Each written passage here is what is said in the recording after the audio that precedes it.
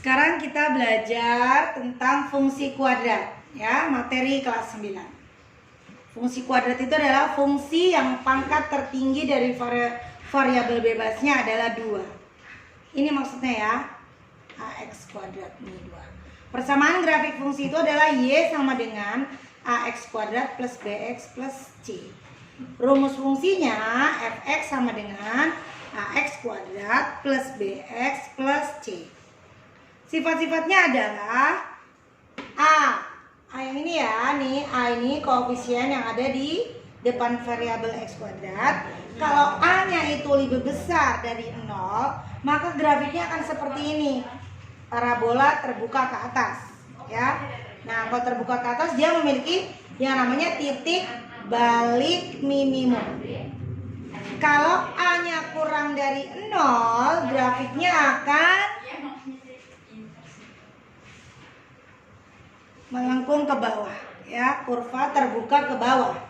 Nah, kalau terbuka ke bawah dia akan memiliki yang namanya titik balik maksimum. Kemudian jika persamaan fungsi kuadrat ini D-nya lebih besar dari 0, kalian tahu kan D itu ya nilai diskriminan. Kalau D-nya lebih besar dari 0, maka grafiknya akan memotong sumbu X, ya, ini sumbu X, ini sumbu Y. Akan memotong sumbu X di kedua titik yang berlainan, ya.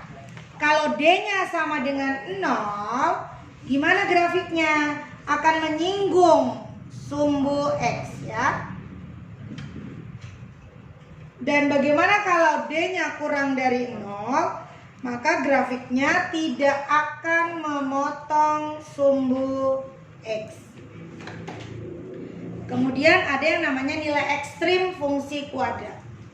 Nilai ekstrim maksimum itu A-nya kurang dari 0.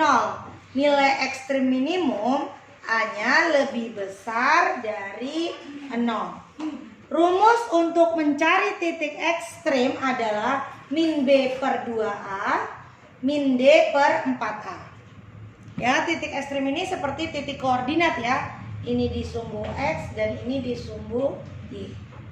Kemudian rumus fungsi kuadrat. Jika grafiknya memotong sumbu X ya di dua titik seperti ini, maka rumusnya seperti ini. Y sama dengan A dalam kurung X dikurang X1 dikali X dikurang X2. Kemudian jika grafik itu mempunyai titik balik P, Q, ya koordinatnya, maka rumusnya seperti ini.